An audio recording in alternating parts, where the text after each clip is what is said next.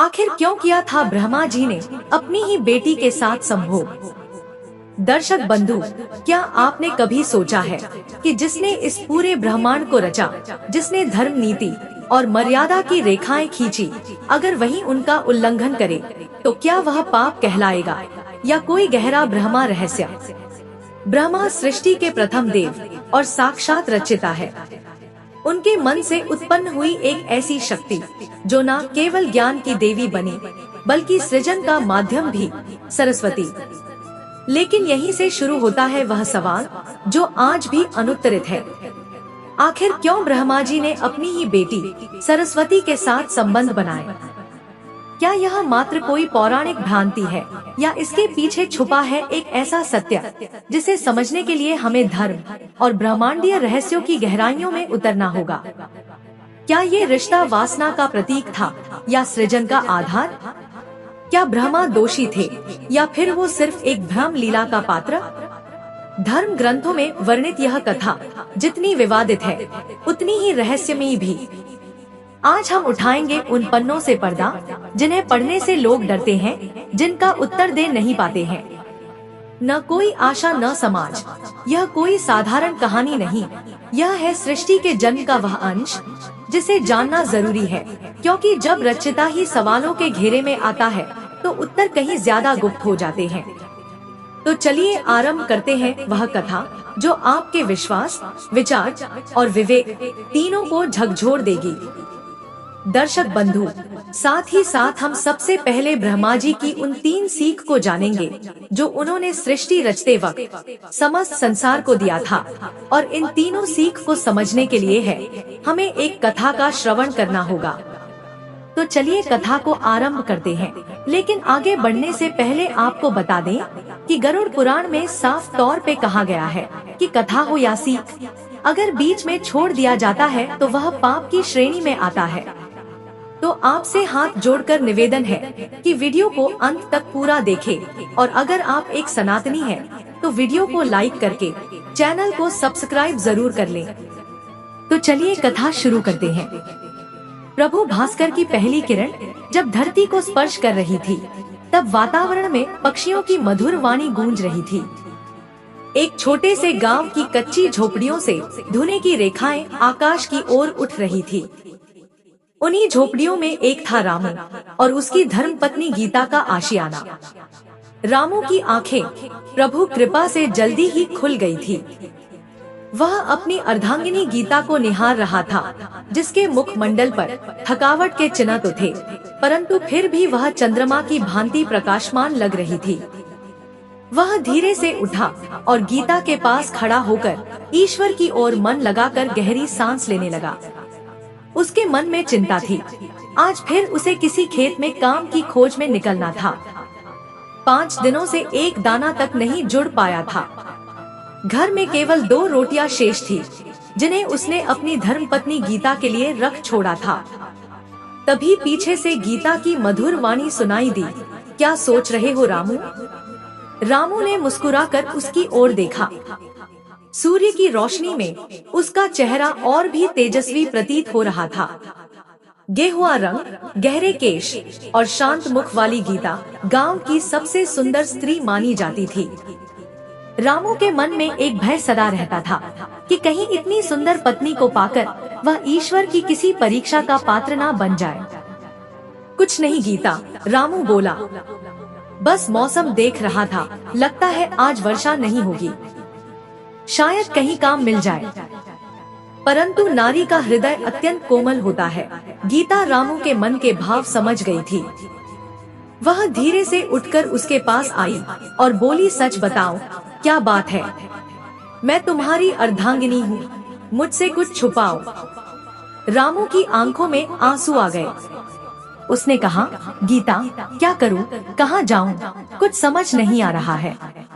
खेतों में काम नहीं है, घर में अन्न नहीं है, और अब तो यह चिंता है कि आज रात भी भूखे पेट सोना पड़ेगा।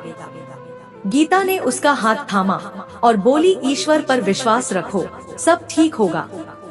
गीता, बहुत समय से तो यही विश्वास किए जा रहे हैं। किसान साहू से उधार मांगा तो उसने मना कर दिया। जमींदार से खेत मांगा, उसने भी टाल दिया। अब ठाकुर जी के पास जाने की सोच रहा हूँ, पर डरा रहा हूँ। गीता मौन रही, उसकी आंखें नम हो गई। वह जानती थी गांव में अब विपदा का समय है। 2 वर्षों से ठीक से वर्षा नहीं हुई थी। खेत सूखे पड़े थे, लोग भूख से तड़पकर गांव छोड़ चुके थे। फिर वह धीरे से बोली, रामू एक बात कहूँ? कहो ना गीता। मुझे लगता है अब गांव में रहना ईश्वर की आज्ञा नहीं है। खेतों में काम नहीं मिलता और जो मिलता है उसमें पेट नहीं भरता। रामू ने सिर झुकाया और कहा, तुम्हारी बात सत्य है। अब तो कोई उधार देने को भी तैयार नहीं। गीता ने कहा, हर किसी की अपनी परेशानियां हैं। रामू ने उसकी ओर देखा। उसकी आंखों में अब कोई विशेष संकल्प था, जैसे प्रभु की प्रेरणा से कोई निर्णय ले लिया हो। तो चलो, गीता ने लंबी सांस ली। शहर की ओर चले, वहाँ कुछ ना कुछ कार्य ईश्वर अवश्य देंगे। यहाँ तो मृत्यु की प्रतीक्षा के सिवा कुछ नहीं मिलेगा। रामू के मन में चिंता की लहर दौड़ गई। शहर, हम वहाँ कैसे जाएंगे? कौन जानता है हमें? गीता ने धैर्यपूर्वक कहा, मेरे पास माँ के दिए हुए कुछ गहने हैं, उन्हें बेचकर कुछ धन मिल सकता है। उसी से यात्रा और शुरुआती दिन निकल जाएंगे, जब तक तुम कमा ना पाओ। रामू मौन हो गया। वह जानता था गीता के लिए वे गहने केवल आभूषण नहीं, उसकी माँ की अंतिम स्मृति थे। गीता के जीवन में पिता की छाया बचपन में ही प्रभु ने छीन ली थी।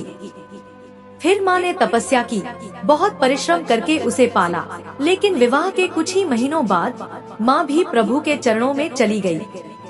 इन गहनों के सिवा गीता के पास अपनी माँ की कोई और निशानी ना थी। नहीं गीता, हम तुम्हारे गहने नहीं बेचेंगे। रामू ने प्रभु का स्मरण करते हुए दृढ़ स्वर में कहा, मैं कुछ और मार्ग खोज लूंगा।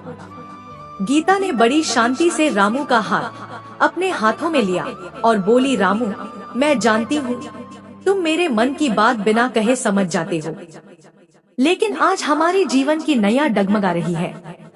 अगर माँ जीवित होती तो वह भी यही कहती कि गहने फिर बन जाएंगे, लेकिन जीवन फिर नहीं मिलता। रामू की आंखें प्रभु की लीला को देखकर भर आई। उसने गीता को अपने आलिंगन में ले लिया। गीता, तुम सच में बहुत समझदार हो। मैं वादा करता हूँ कि जैसे ही हमारा जीवन फिर से मुस्कुराने लगेगा, मैं तुम्हारे लिए यह सारे गहने दोबारा बनवाऊंगा। गीता ने मुस्कुराकर अपने आंसू पोंछे और बोली, मुझे पता है रामू, और मुझे पूरा भरोसा है। अगली प्रभात रामू गहनों को लेकर गांव के एकमात्र सुनार नंदलाल काका के पास गया। वे बड़े दयालु और सभी के सुख दुख में साथ देने वाले सज्जन थे। काका, ये गहने ले लो, रामू ने श्रद्धा से पूछा। नंदलाल ने अपने चश्मे को ठीक किया और गहनों को निहारते हुए बोले, यह तो गीता के हैं, उसकी माँ ने विवाह में दिए थे। रामू ने नम्रता से सिर झुका लिया। फिर नंदलाल ने कहा, बेटा, ऐसा क्या हुआ जो गीता के इतने प्रिय गहने भी बेचने पर रहे हैं? नंदलाल के मन में करुणा उमड़ आई। रामू ने उन्हें सारा हाल बताया। गांव में काम का अभाव है और इसीलिए शहर जाने की व्यवस्था करनी है। नंदलाल गंभीर हो गए और बोले, हाँ बेटा, दूंगा तो सही कीमत, ज्यादा मत मांगना। इस समय बाजार भी ठंडा पड़ा है। रामू बोला, जितना बन पड़े दे दीजिए काका, कल ही हमें शहर के लिए निकलना है। नंदलाल ने गहनों को देखा, फिर अपनी तिजोरी से कुछ सिक्के निकालकर रामू को थमा दिए। ले बेटा, इन्हें प्रभु का प्रसाद समझकर सहेजना। और एक बात बेटा, शहर बड़ा है, वहाँ हर कोई बस अपने में डूबा रहता है। गीता बहुत सुंदर है, उसका ध्यान रखना। वहाँ निगाहें बदलते देर नहीं लगती। रामू ने सिक्कों को कसकर थामा और विनम्रता से नंदलाल को प्रणाम कर विदा लिया। घर लौटकर जब उसने गीता को सिक्के दिखाए तो उसके चेहरे पर एक आस्था भरी मुस्कान खिल उठी। देखा रामू, गीता बोली, भगवान हमें कभी अकेला नहीं छोड़ते। उन्होंने रास्ता दिखा ही दिया। अब हम शहर जाकर एक नई शुरुआत करेंगे। रामू ने गीता को फिर से अपने हृदय से लगाया। और प्रभु से वचन लिया कि वह गीता के हर सपने को साकार करेगा। अगली सुबह प्रभु का नाम लेकर रामू और गीता ने अपनी मिट्टी की झोपड़ी को ताला लगाया और जीवन की नई यात्रा पर निकल पड़े। उनके पास बस एक छोटी सी गठरी थी। उसमें कुछ कपड़े, कुछ बर्तन और गहनों के बदले मिले कुछ पैसे थे। गांव छोड़ते समय गीता की आंखों में आंसू थे। वह भूमि जहां वह पली बड़ी थी, उन गलियों को छोड़ना आसान न था। रामू ने उसका हाथ थामा और धीरे से दबाया, जैसे कह रहा हो, डरो मत गीता, मैं तुम्हारे साथ हूँ। दोनों प्रभु की मर्जी मानकर पगडंडी पकड़कर शहर की ओर चल पड़े। राह लंबी और कठिन थी। दोपहर होते होते सूरज सिर पर आ गया। गीता थक चुकी थी, पर उसने कोई शिकायत नहीं की। गीता थोड़ी देर विश्राम कर ले, रामू ने एक पेड़ की छांव दिखाते हुए कहा। दोनों वहां बैठ गए। रामू ने पोटली से पानी निकाला और गीता को दिया। उसने एक घूंट लिया और फिर बोतल लौटा दी। रामू, क्या तुम्हें लगता है हम शहर में अपनी जगह बना पाएंगे? गीता ने पूछा। रामू ने उसका माथा चूमा और मुस्कुरा कर बोला, क्यों नहीं गीता, मैं कोई भी ईमानदार काम करूँगा। मजदूरी, भवन निर्माण, फैक्ट्री, जो भी मिलेगा वो करूँगा, बस तुम धैर्य रखो। गीता ने श्रद्धा से उसकी ओर देखा। मैं भी साथ दूंगी। रामू, सिलाई कढ़ाई आती है मुझे, या फिर किसी के घर में काम करूंगी। रामू ने उसके हाथ को थामा और श्रद्धा से कहा, हम दोनों मिलकर मेहनत करेंगे और एक दिन अपने प्रभु की कृपा से अपना खुद का घर बनाएंगे। थोड़ी देर प्रभु की छाव में विश्राम करने के बाद रामू और गीता फिर से अपने पथ पर चल पड़े। सूर्य देवता अस्त हो चुके थे और धीरे धीरे संध्या का समय आ गया। वे एक शांत नदी के किनारे पहुँचे।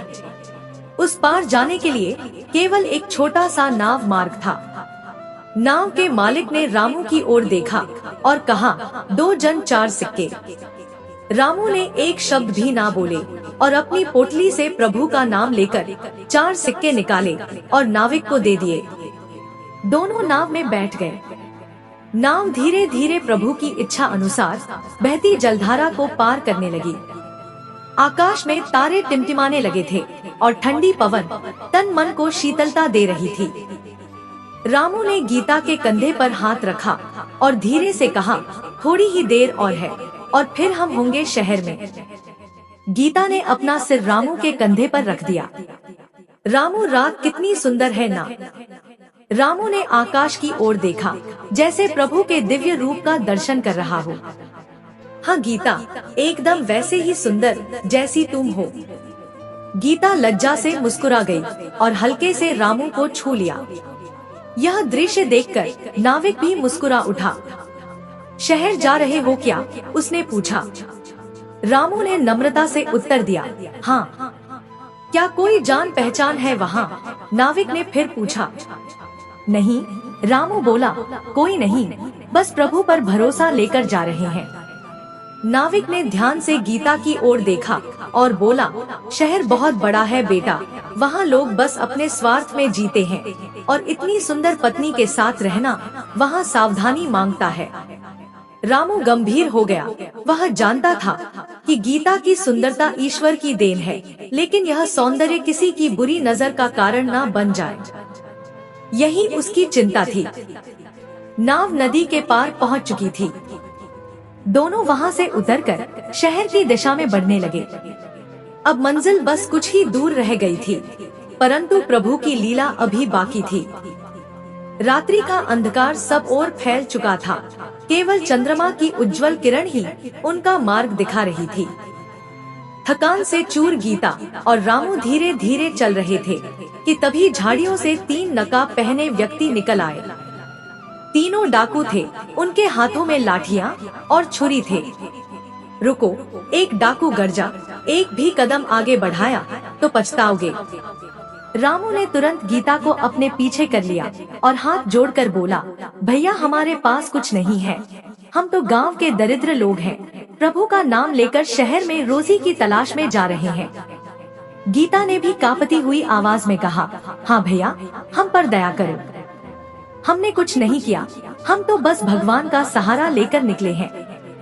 डाकुओं के सरदार आगे बढ़ा, अरे गरीब हो, फिर इस थैली में क्या है दिखाओ। रामू ने थैली को और कसकर पकड़ लिया।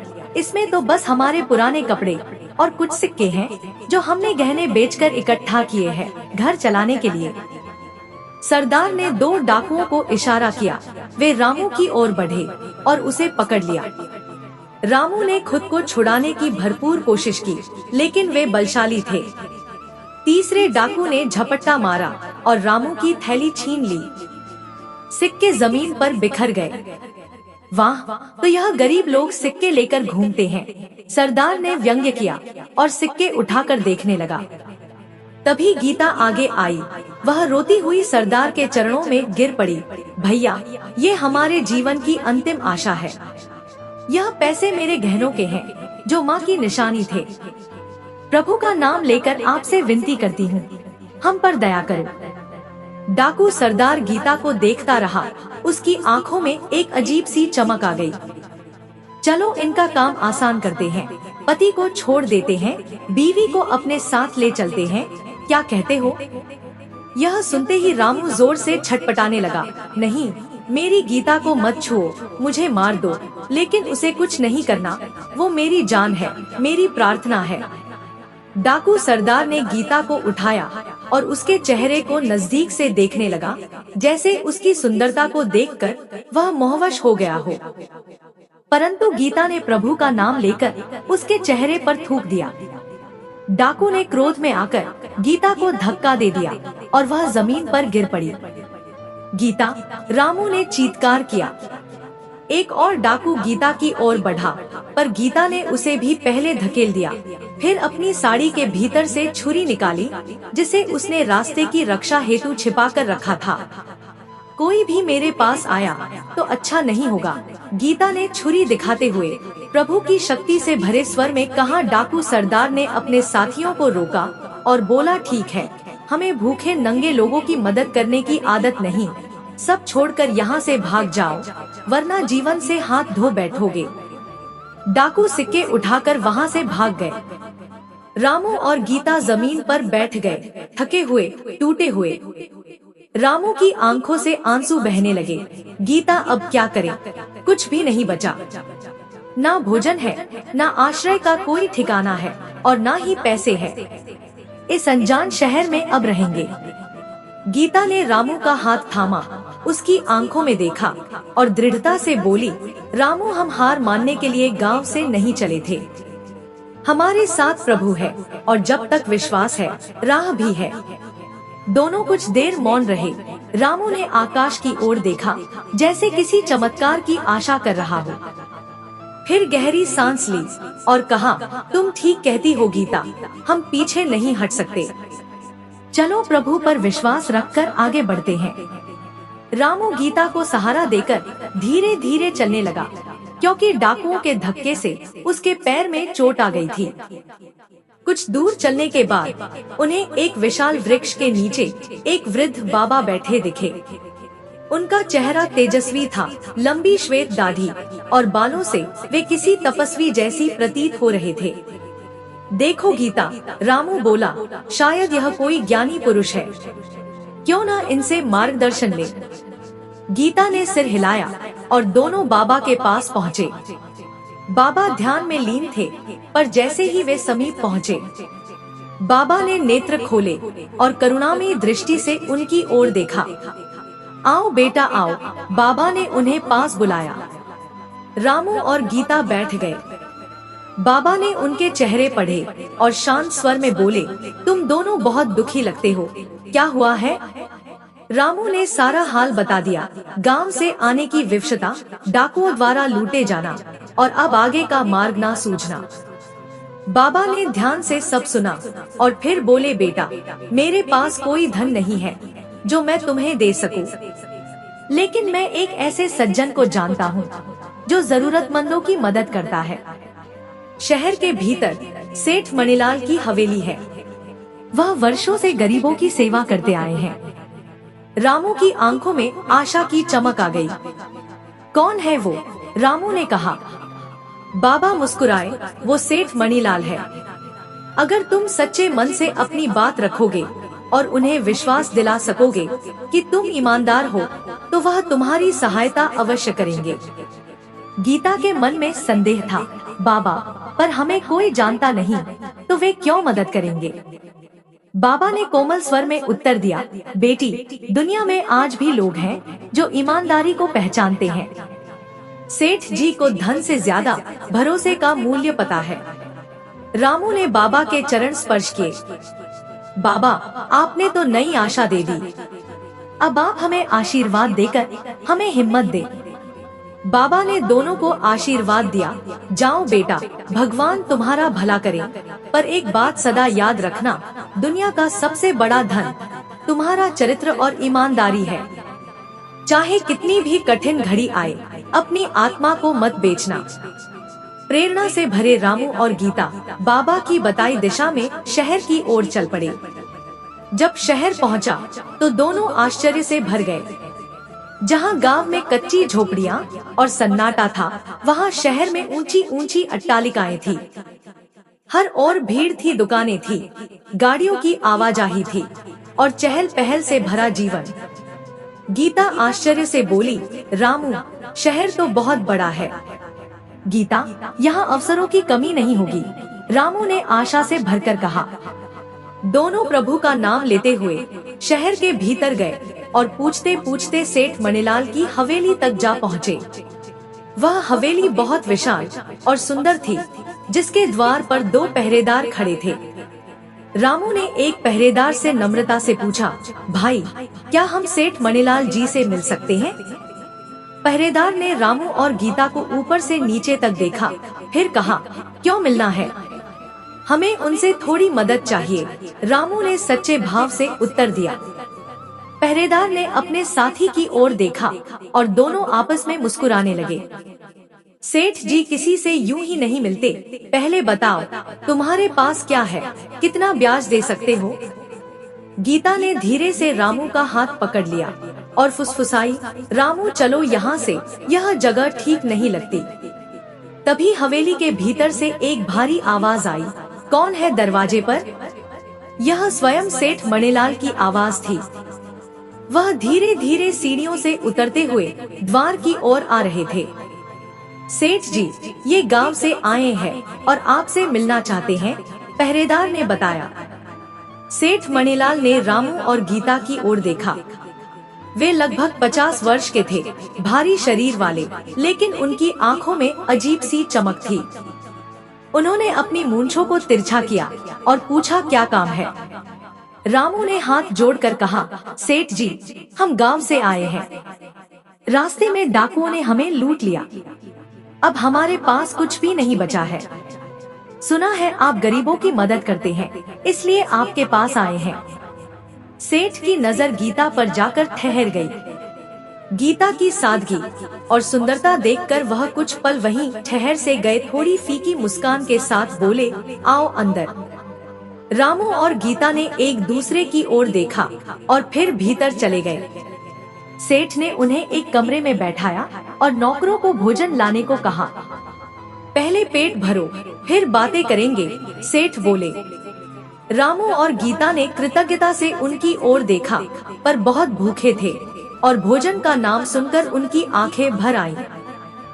भोजन के बाद सेठ ने अपनी बात शुरू की, तो क्या मदद चाहिए? रामू ने हाथ जोड़कर कहा, सेठ जी, मुझे कुछ पैसों की जरूरत है। मैं मेहनत करके, मजदूरी करके, जो भी आप कहें वह काम करके आपकी रकम ब्याज सहित लौटा दूंगा। सेठ ने एक बार फिर गीता की ओर देखा, फिर बोले, पैसे तो मैं दे सकता हूँ, लेकिन मेरे यहाँ नियम है, जब तक कुछ गिरवी रखा ना जाए मैं उधार नहीं देता। बताओ तुम्हारे पास क्या है? रामू थोड़ी देर चुप हो गया। उसने सिर झुका लिया। उसके पास कुछ नहीं था, ना गहने थे ना रुपए, सब कुछ तो पहले ही लुट चुका था। सेठ की आंखों में एक अलग सी चमक आ रही थी, जिसे गीता भी महसूस कर रही थी। सेठ बोले, अगर तुम्हारे पास कुछ नहीं है तो मुझे खेद है, मैं तुम्हारी मदद नहीं कर सकता। रामू की आंखें नम हो गई। वह सोच में डूब गया। उसके मन में एक विचित्र विचार कौन था, एक ऐसा विचार जो उसकी आत्मा को हिला गया। उसने लंबी सांस ली, फिर धीमे स्वर में बोला, सेठ जी, मेरे पास कुछ भी नहीं है गिरवी रखने को। लेकिन वह पल भर के लिए गीता की ओर देखा, फिर बोला, लेकिन आप मेरी पत्नी को कुछ समय के लिए अमानत के रूप में रख लीजिए और मुझे थोड़ी रकम दे दीजिए। मैं व्यापार करूंगा, कड़ी मेहनत करूंगा और आपका पैसा ब्याज सहित लौटा दूंगा। जब लौट आऊंगा तो गीता को वापस ले जाऊंगा। गीता ने हैरानी से रामू की ओर देखा।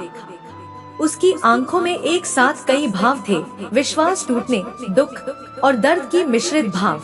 और कांपती हुई आवाज में वह बोली, रामू, यह आप क्या कह रहे हैं? रामू ने उसकी आंखों में देखा। उसकी दृष्टि में एक अजीब सी चमक थी जो गीता के लिए अपरिचित और असहज थी।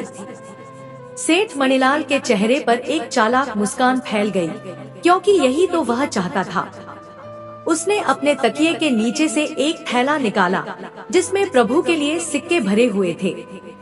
बहुत अच्छा फैसला किया रामू, ये लो पैसे और मेहनत करो। जैसे ही कर चुका दोगे, आकर अपनी पत्नी को ले जाना। तब तक वह मेरी हवेली में सुरक्षित रहेगी। सेठ ने कपट भरी मुस्कान के साथ कहा। रामू ने थैला लिया और गीता की ओर देखा। गीता, मैं जल्द लौटूंगा। यही शहर में रहकर काम करूंगा और प्रभु की कृपा से इतने पैसे इकट्ठा कर लूंगा कि हम फिर से अपना जीवन शुरू कर सकें। चिंता मत करना गीता, मैं जल्द आऊंगा। तब तक सेठ जी तुम्हारा ध्यान रखेंगे। गीता चुपचाप अपने आंसू पोंछती रही। उसका हृदय भय और असमंजस से भरा था, लेकिन वह अपने पति के विश्वास को तोड़ना नहीं चाहती थी। रामू ने सेठ से हाथ मिलाया। सेठ जी, गीता को मेरी अमानत समझ कर रखना। मैं जल्दी ही आऊंगा और आपकी सारी रकम चुका दूंगा। सेठ मुस्कुराया। बिल्कुल रामू, निश्चिंत रहो, गीता यहाँ सुरक्षित रहेगी। रामू ने गीता का माथा चूमा और हवेली से बाहर निकल गया। अब गीता अकेली उस अजनबी हवेली में रह गई थी। वहीं कोने में बैठकर चुपचाप अपने आंसू बहा रही थी। उसे विश्वास नहीं हो रहा था कि रामू उसे यूं किसी और के हवाले कर गया है। सेठ ने नौकरानी को बुलाया और कहा, इसे ऊपर वाले कमरे में ले जाओ और स्नान करवाकर इसके लिए वस्त्र का प्रबंध करो। नौकरानी उसे ऊपर ले गई। वह कमरा बड़ा और सुंदर था। नरम गद्दे, कीमती पर्दे और कालीन से सजा हुआ। बहन जी, आप स्नान कर लीजिए, मैं आपके लिए नए वस्त्र लाती हूँ। कहकर वह नौकरानी बाहर चली गई। गीता ने चारों ओर देखा। कमरा भले ही सुंदर था, पर उसे वह एक पिंजरे जैसा प्रतीत हो रहा था। उसने खिड़की से बाहर झांका। बहुत ऊंचाई थी और नीचे पत्थर। प्रभु से प्रार्थना करते हुए वह सोचने लगी, क्या भागने का कोई मार्ग है? कुछ ही देर में नौकरानी लौट आई। उसके हाथ में बेशकीमती वस्त्र थे जिन्हें गीता ने पहले कभी नहीं देखा था। यह सेठ जी ने आपके लिए मंगवाए हैं, उसने कहा। गीता ने वस्त्रों को देखा और पूछा, क्या तुम्हें पता है कि सेठ जी वास्तव में कैसे हैं? क्या वह सच में गरीबों की मदद करते हैं? नौकरानी ने इधर उधर देखा और धीरे से बोली, बहन जी, मैं कुछ नहीं कह सकती, पर सतर्क रहिए। उनका मन बड़ा कठोर है। गीता के भीतर डर और बढ़ गया। उसने धीरे से पूछा, क्या तुम मेरी मदद करोगी? मुझे यहाँ से निकलना है। नौकरानी कांपती आवाज में बोली, बहन जी, मेरा परिवार इसी शहर में है। सेठ जी का असर बहुत है। अगर उन्हें पता चला कि मैंने मदद की है तो मेरा घर उजड़ जाएगा। गीता ने सहनशीलता से कहा, मैं समझती हूँ, लेकिन यदि कभी जरूरत पड़े तो क्या तुम मेरा साथ दोगी? नौकरानी ने हिचकिचाते हुए सिर हिलाया और चुपचाप बाहर चली गई।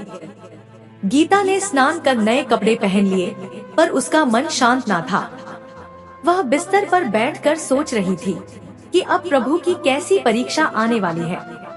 तभी दरवाजा खुला और सेठ मणिलाल अंदर आ गया।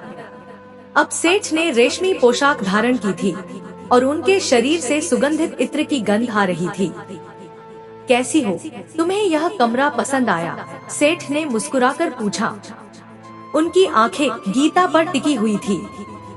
गीता ने संयम रखते हुए उत्तर दिया, जी सेठ जी, कमरा सुंदर है। आपने जो वस्त्र दिए उसके लिए धन्यवाद।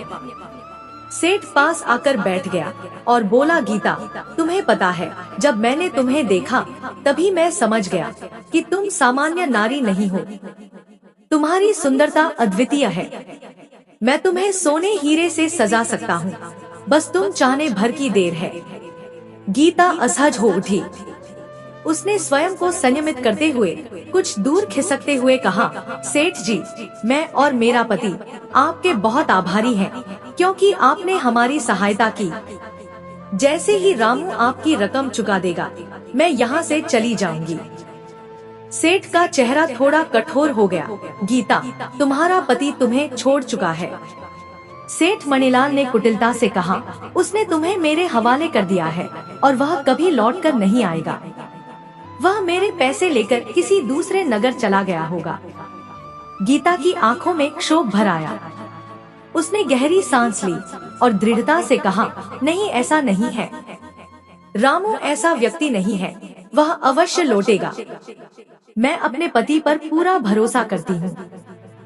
सेठ ने गीता का हाथ पकड़ने की कोशिश की, लेकिन गीता ने झटके से हाथ छुड़ा लिया और सम्मान के साथ खड़ी हो गई। सेठ जी, कृपया अपनी मर्यादा में रहें। मैं रामू की धर्मपत्नी हूँ और वह मुझे आपकी हवेली में अपनी अमानत के रूप में छोड़ गया है। जब तक वह कर्ज नहीं चुका देता, इसका यह अर्थ नहीं कि आप मेरी मर्यादा को ठेस पहुँचाए। सेठ गीता की बातों से और उत्तेजित हो गया। उसकी दृष्टि में वासना की चमक साफ झलकने लगी। अरे गीता, तुम तो बहुत भोली हो। उसने आगे कहा, मैं तुम्हें सोना चांदी दे सकता हूँ, महल जैसा घर दे सकता हूँ, तुम्हारे पीछे नौकर चाकर रहेंगे, तुम बिल्कुल एक रानी बनकर रहोगी। बस एक बार मेरी बात मान लो। यह कहकर वह गीता की ओर बढ़ा। गीता ने प्रभु का नाम लेकर एक मिट्टी के दीपक को उठा लिया और दृढ़ स्वर में कहा, सेठ जी, यदि आपने एक कदम भी और बढ़ाया तो मैं यह दीपक आपके ऊपर फेंक दूंगी। मैं भले ही मर जाऊंगी, पर अपनी इज्जत पर आंच नहीं आने दूंगी। उसकी आंखों में ज्वाला थी, उसमें धर्म का तेज और नारी की मर्यादा की ज्योति झलक रही थी। सेठ एक क्षण को ठिठक गया। उसने गीता के चेहरे पर साहस और सत्य का तेज देखा और समझ गया कि आज वह सफल नहीं हो सकेगा। बहुत साहसी हो तुम गीता, उसने व्यंग्य से कहा, लेकिन याद रखना, यह हवेली मेरी है, यह नगर मेरा है और अब तुम भी मेरी ही हो। आज नहीं तो कल एक दिन तुम मेरी जरूर होकर रहोगी। यह कहकर वह कुटिल मुस्कान के साथ कमरे से निकल गया। गीता ने तुरंत द्वार की कुंडी बंद की और बिस्तर पर गिरकर फूट फूट कर रोने लगी। उसकी आंखों से अश्रुधारा बहने लगी।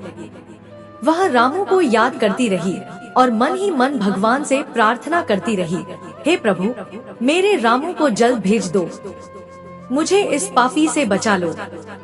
इधर रामू सेठ मणिलाल की हवेली से बाहर निकलने के बाद नगर की गलियों में भटक रहा था। उसके पास अब थोड़े बहुत पैसे तो थे, लेकिन मन व्याकुल और चिंताओं से भरा था। उसने अपनी प्रिय पत्नी को एक अजनबी के भरोसे छोड़ दिया था और यह बात उसके अंतर्मन को कुरेद रही थी। रामू ने बाजार में एक सस्ता कमरा किराए पर लिया और उसी दिन से काम की तलाश में निकल पड़ा। प्रातः जल्दी उठता, दिन भर परिश्रम करता और रात को थका हारा लौटता। उसके जीवन का केवल एक ही उद्देश्य था, प्रभु की कृपा से जल्द धन इकट्ठा करना और गीता को सेठ की हवेली से मुक्त कराना। एक दिन वह नगर की एक मंडी में पहुंचा, जहां किसान अपनी उपज बेचते थे। उसने देखा कि बहुत से व्यापारी प्याज खरीद रहे हैं। भैया, ये प्याज कहाँ से आते हैं? रामू ने एक व्यापारी से पूछा। उत्तर के गांवों से, व्यापारी ने बताया। वहाँ की मिट्टी बढ़िया है और यहाँ इनकी अच्छी कीमत मिलती है। रामू ने सोचा, प्रभु ने शायद यही मार्ग दिखाया है। उसने अपनी बचत से थोड़ी मात्रा में प्याज खरीदी और नगर के दूसरे कोने में, जहां उसकी कीमत अधिक थी, वहां जाकर बेच दी। पहले ही दिनों से लाभ हुआ। यही है अवसर, रामू ने सोचा, मैं प्याज का व्यापार करूंगा। दूसरे ही दिन वह उत्तर के गांवों की ओर रवाना हुआ। वहां के किसानों से सीधे सौदा किया और उन्हें अच्छी कीमत भी दी। किसान प्रसन्न हुए और रामू को आशीर्वाद देने लगे। फिर रामू प्याज लेकर नगर लौट आया और उसे ऊंचे दामों पर बेचने लगा। धीरे धीरे उसका व्यापार बढ़ने लगा। उसने कुछ मजदूर भी रख ली जो प्याज धोने में मदद करते थे। रामू रात दिन प्रभु का नाम लेकर परिश्रम करता, हर पैसा संचित करता ताकि वह सेठ का कर्ज चुका सके और गीता को सम्मान पूर्वक अपने घर ला सके। 2 माह बीत चुके थे। अब रामू के पास अच्छी खासी पूंजी थी। उसने एक छोटा सा गोदाम भी किराए पर ले लिया था, जहां वह प्याज संग्रह करता था। एक दिन रामू को समाचार मिला कि दक्षिण के क्षेत्रों में भारी वर्षा और बाढ़ के कारण वहां की प्याज की पूरी फसल नष्ट हो गई है। यह सुनते ही रामू ने प्रभु का स्मरण किया और इस अवसर को प्रभु की कृपा समझा। उसने अपनी सारी प्याज दक्षिण के नगरों में भेज दी, जहां उसे 3 गुना मूल्य मिला। इस एक सौदे से रामू ने उतना धन कमा लिया जितना वह 2 महीने में कमा पाता। अब उसके पास प्रभु की दया से इतना धन था कि वह सेठ मणिलाल का सारा कर्ज चुका सकता था और अपनी धर्म पत्नी गीता को पुनः अपने साथ ले जा सकता था।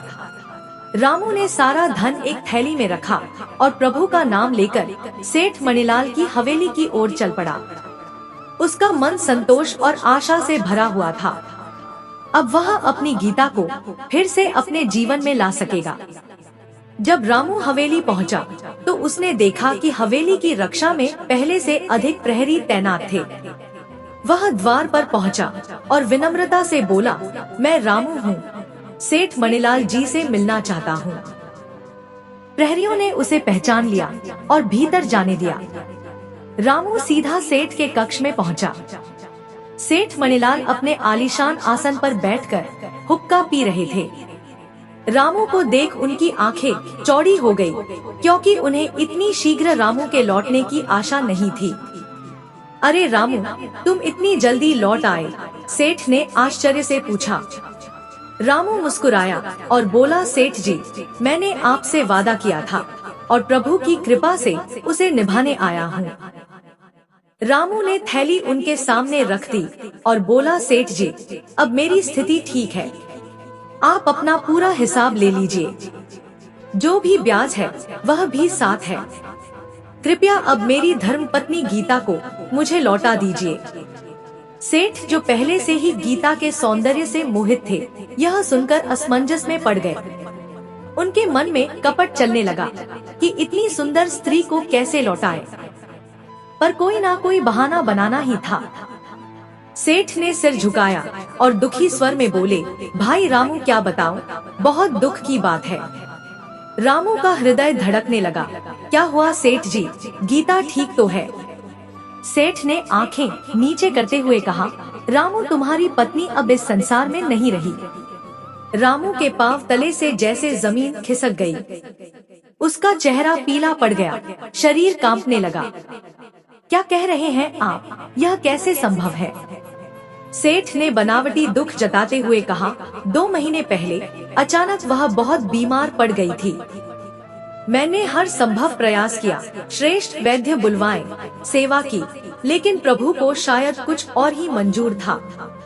रामू की आंखों से अश्रुधारा बह निकली। वह उठा और सेठ के पास जाकर उनका कॉलर पकड़ लिया। तुम झूठ बोल रहे हो, बताइए मेरी गीता कहाँ है, मुझे बताइए। प्रहरी अंदर आ गए और रामू को पकड़ने लगे। सेठ ने धीरे से कॉलर ठीक किया और बोला, रामू, मैं तुम्हारी स्थिति समझता हूँ, पर सच्चाई यही है, वह अब नहीं रही। रामू की आंखें क्रोध से लाल हो गई। वह चिल्लाया, सब झूठ है, गीता जीवित है, मुझे विश्वास है। सेठ ने पहरेदारों को इशारा किया, इसे बाहर ले जाओ, इसका मन विचलित हो गया है। पहरेदार रामू को खींचने लगे, लेकिन उसने उन्हें झटक दिया और फिर से सेठ के सामने आ गया। अगर गीता वास्तव में नहीं रही तो बताओ उसका अंतिम संस्कार कहाँ किया, उसकी कब्र दिखाओ।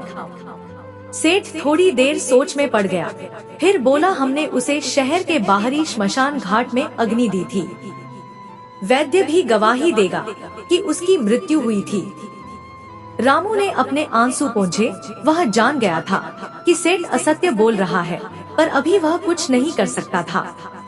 उसने लंबी सांस ली और संयम से कहा, होनी को कौन टाल सकता है सेठ जी।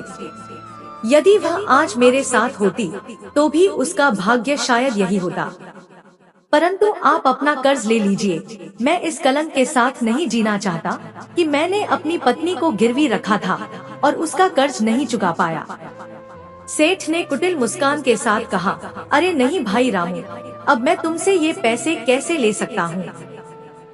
जब मैं तुम्हारी अमानत, तुम्हारी पत्नी, तुम्हें लौटा ही नहीं सकता, तो कर्ज लेने का अधिकार भी मेरा नहीं बनता। रामू बार बार विनती करता रहा, सेठ जी कृपा करके आप यह पैसे रख लीजिए, यह मेरा धर्म है। लेकिन सेठ ने हर बार मना कर दिया। आखिरकार भारी मन से रामू वहाँ से चल पड़ा। हवेली से बाहर निकलते समय उसने एक पल के लिए पीछे मुड़कर देखा।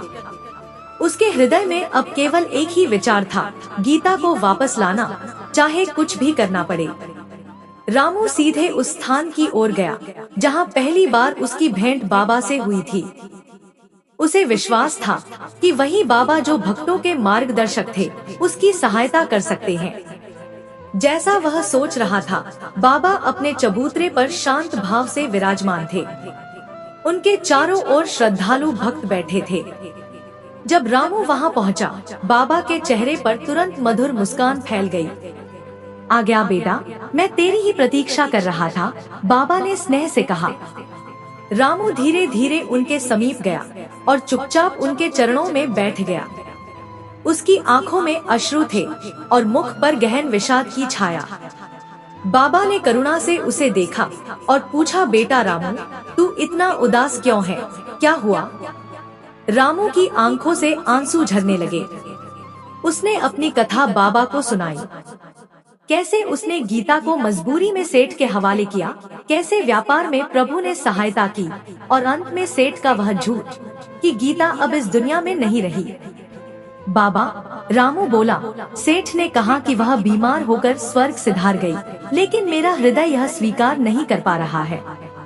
बाबा रामू के कंधे पर हाथ रखे और स्नेहपूर्वक कहे, अरे भोले रामू, अपने हृदय की आवाज पर भरोसा कर। तू बता, क्या तेरा दिल मानता है कि गीता अब इस धरती पर नहीं है? नहीं बाबा, रामू ने दृढ़ता से कहा।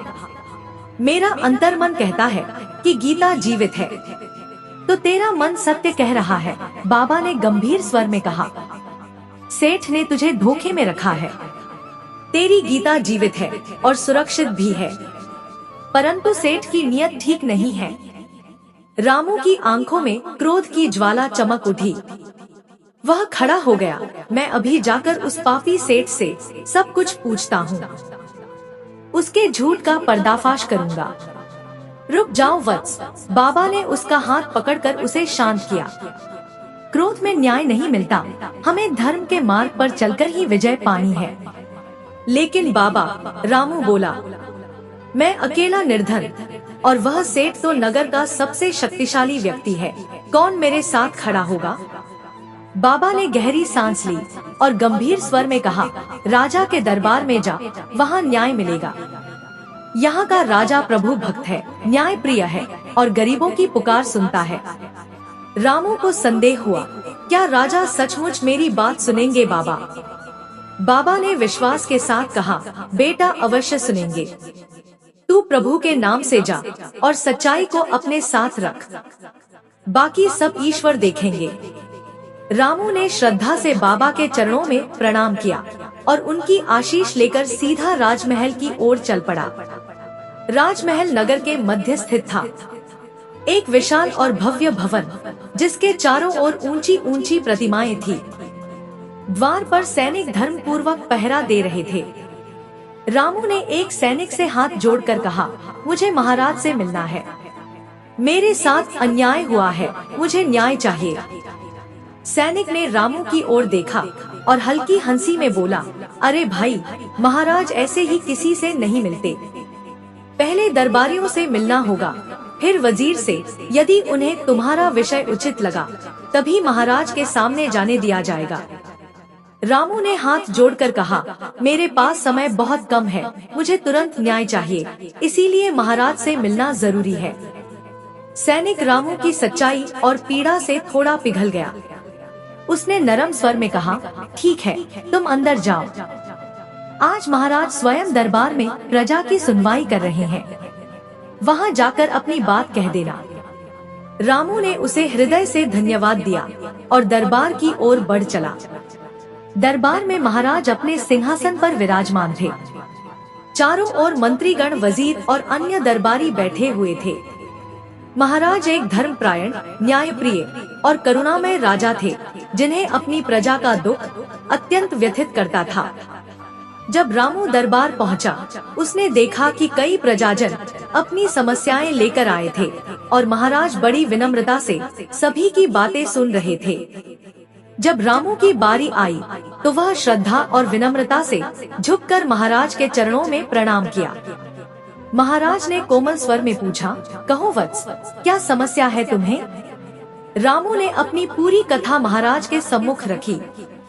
गांव से शहर आने की व्यवस्था, डाकुओं द्वारा लूटे जाना, सेठ मणिलाल से उधार लेना, अपनी धर्मपत्नी को अमानत रूप में सौंपना, फिर प्याज का व्यापार करके कर्ज चुकाने की कोशिश और अंत में सेठ द्वारा यह झूठ कहना कि उसकी पत्नी अब जीवित नहीं।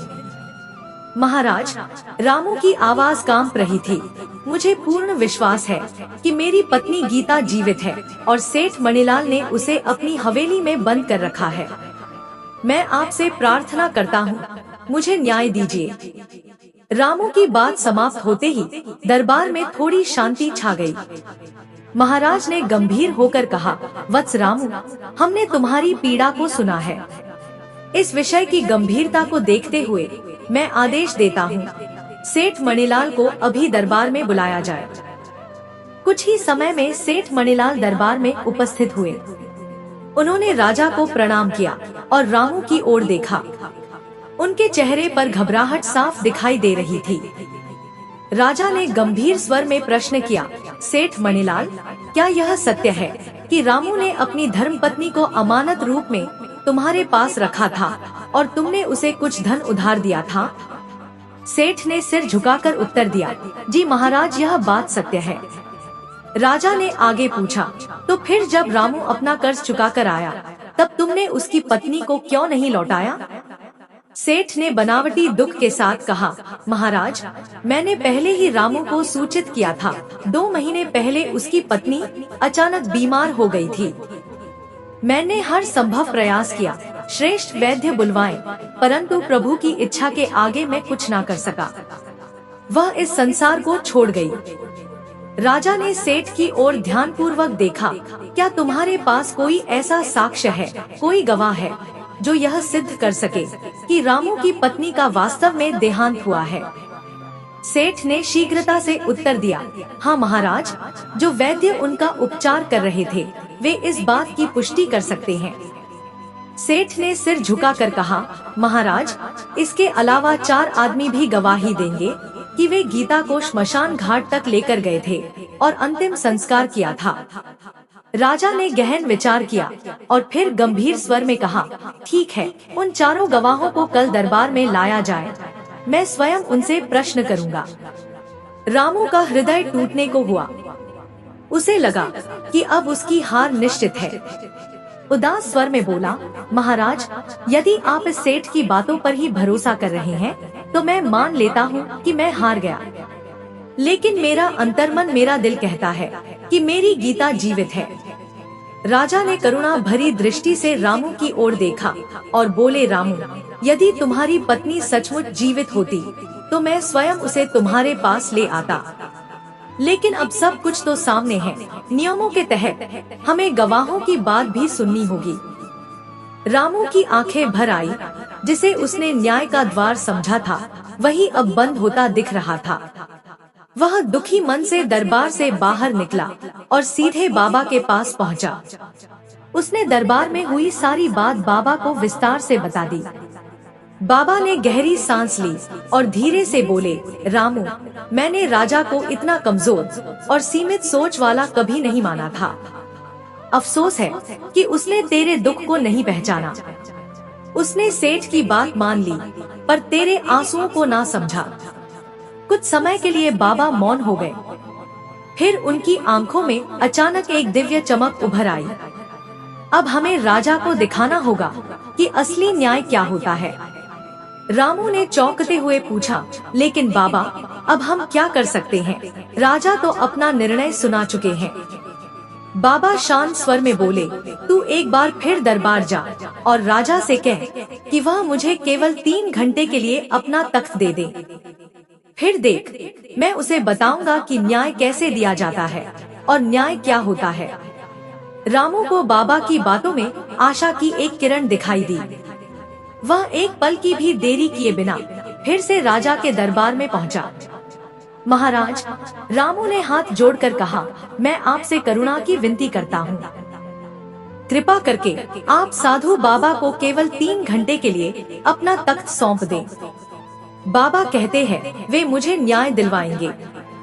राजा यह सुनकर आश्चर्यचकित हुए। क्या कह रहे हो रामू? मैं अपना तख्त किसी और को कैसे दे सकता हूँ? रामू ने करुणा से कहा, महाराज, केवल 3 घंटे की बात है। बाबा बहुत ज्ञानी हैं, वे धर्म से कभी नहीं हटेंगे। राजा धर्मनिष्ठ और न्यायप्रिय थे। उन्होंने कुछ क्षण विचार किया और फिर मुस्कुराते हुए बोले, यदि इससे तुम्हें न्याय मिल सकता है तो मुझे 3 घंटे के लिए तख्त छोड़ने में कोई आपत्ति नहीं। तुम बाबा को कल दरबार में लेकर आओ। दूसरे दिन जब प्रभु भास्कर की स्वर्णिम किरण राजमहल के झरोकों से अंदर प्रवेश कर रही थी, रामू बाबा को लेकर दरबार की ओर बढ़ रहा था।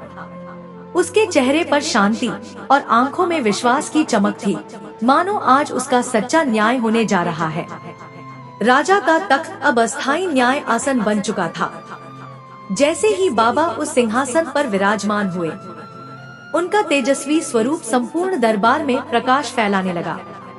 उनकी आंखों में गहराई थी, ज्ञान की, अनुभव की, और उनके मुख पर था धर्म और न्याय का अटल संकल्प। बाबा के विशाल मस्तक पर लगाया गया तिलक उनके दिव्य ज्ञान और तेज को और भी प्रकाशित कर रहा था। पूरा दरबार बाबा के प्रभाव से आलोकित हो उठा था। दरबारियों ने सेठ मणिलाल को बाबा के समक्ष लाकर खड़ा किया। बाबा ने अपनी गंभीर और शांत वाणी में पूछा, सेठ जी, आप यह दावा करते हैं कि 2 महीने पहले रामू की पत्नी का देहांत हो गया। क्या इस बात का कोई प्रमाण आपके पास है? सेठ ने अपने हाथ को हवा में लहराते हुए कहा, महाराज, मेरे गवाह यही मौजूद हैं। आप स्वयं उनसे पूछ सकते हैं। बाबा ने आदेश दिया, गवाहों को दरबार में बुलाया जाए। दरबारी तुरंत हरकत में आ गए।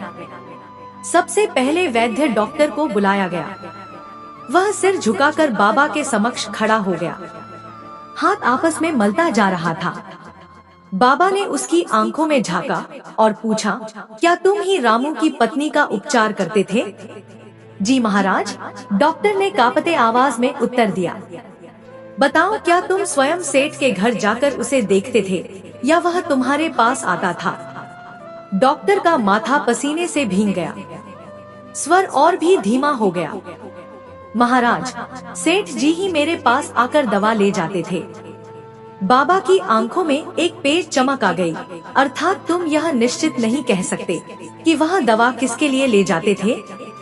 जी नहीं महाराज, यह मैं निश्चित रूप से नहीं कह सकता, डॉक्टर ने डरते हुए कहा। बाबा ने अपनी भौहें तान ली और कठोर स्वर में बोले, तो इसका अर्थ यह हुआ कि तुम बिना रोगी को देखे दवा देते थे। यह तो अति आश्चर्यजनक है। अगर दवा के स्थान पर विष दे दिया गया हो तो क्या पता उसी से रामू की पत्नी की मृत्यु हुई हो। डॉक्टर का चेहरा पीला पड़ गया, उसके होंठ कांपने लगे। नहीं महाराज, मैं ऐसा कभी नहीं कर सकता। अब तो तुम यही कहोगे, बाबा ने बीच में रोकते हुए कहा। लेकिन यह लापरवाही नहीं, पाप है। मैं तुम्हें एक रोगी की जान से खिलवाड़ के अपराध में 50 कोड़े लगाने का आदेश देता हूँ और साथ ही तुम्हारा मुख काला कर नगर में घुमाने का भी निर्णय करता हूँ। अब निर्णय तुम्हारे हाथ में है, सत्य बोलो या नहीं। डॉक्टर के पैरों तले जमीन खिसक गई। कांपता हुआ वह बाबा के चरणों में गिर पड़ा। हुजूर, मुझे क्षमा कर दीजिए, मैंने किसी रोगी का इलाज नहीं किया था। सेठ ने मुझे धन देकर कहा था कि अगर दरबार में बुलाया जाए तो मैं उसके पक्ष में गवाही दूं। मेरा अपराध केवल यही है कि मैंने लालच में आकर झूठ का साथ दिया। अब बाबा ने उन 4 गवाहों की ओर देखा जो कह रहे थे कि वे गीता का अंतिम संस्कार कराए हैं। बाबा ने गंभीरता से पूछा, क्या तुम चारों ने उस स्त्री का मुख देखा था? चारों ने एक दूसरे का चेहरा देखा। भय से कांपते हुए एक बोला, नहीं महाराज, हमने उसका चेहरा नहीं देखा था। बाबा के नेत्र क्रोध से जल उठे। तुमने यह जानने का प्रयास भी नहीं किया कि वह मृत थी भी या नहीं। यह तो अत्यंत गंभीर अपराध है। इसके लिए तुम सबको मृत्यु दंड भी दिया जा सकता है। चारों गवाह कांपने लगे। उनके चेहरों पर भय स्पष्ट दिख रहा था। फिर बाबा ने सेठ की ओर देखा और कठोरता से बोले, सेठ जी, आपके 5 गवाह तो असत्य साबित हो चुके हैं। अब आप बताइए, किसी स्त्री को उसकी इच्छा के विरुद्ध अपने घर में रखना क्या यह पाप नहीं है? आप इस धर्म के लिए कौन सी सजा स्वीकार करेंगे? बाबा के वचन से सेठ का शरीर जैसे सुन्न हो गया। उसका मुख पीला पड़ गया। वह कुछ बोल नहीं पाया। बाबा ने राजा की तरह गंभीर स्वर में कहा, इससे पहले कि मैं आपको मृत्यु दंड दूं, आपके पास अभी भी अवसर है। रामू की पत्नी को अभी और इसी समय दरबार में उपस्थित कराइए। मृत्यु के भय से कांपता हुआ सेठ तुरंत अपने सेवकों को भेजता है। थोड़ी ही देर में रामू की पत्नी गीता जीवित और पीड़ित अवस्था में दरबार में उपस्थित होती है। पूरे दरबार में सन्नाटा छा जाता है।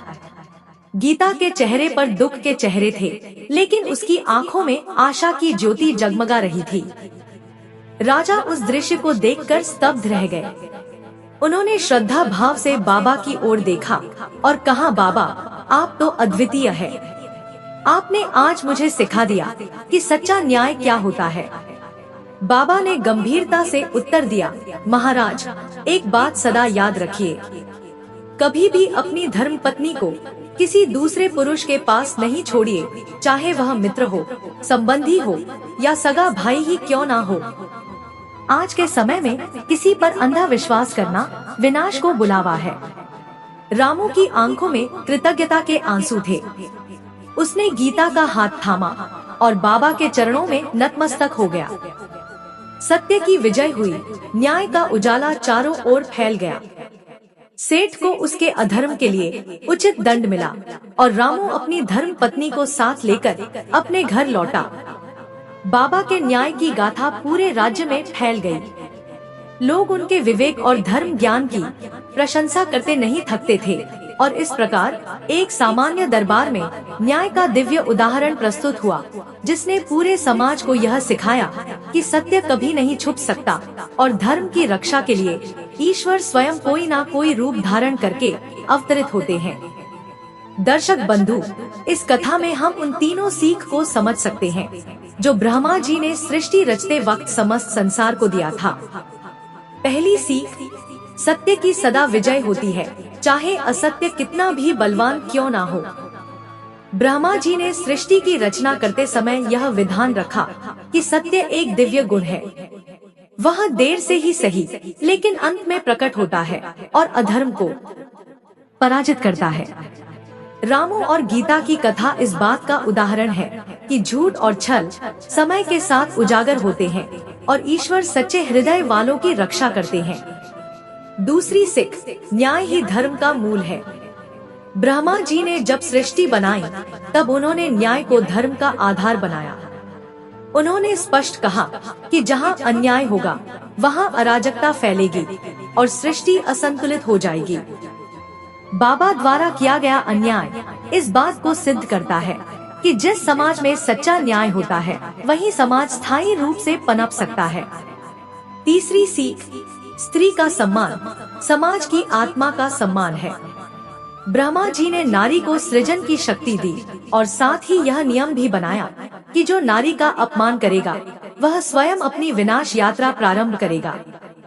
गीता के सम्मान की रक्षा करने वाले रामू और बाबा इस बात को दर्शाते हैं कि नारी केवल किसी की पत्नी नहीं बल्कि सृष्टि का आधार है, उसकी रक्षा करना धर्म है।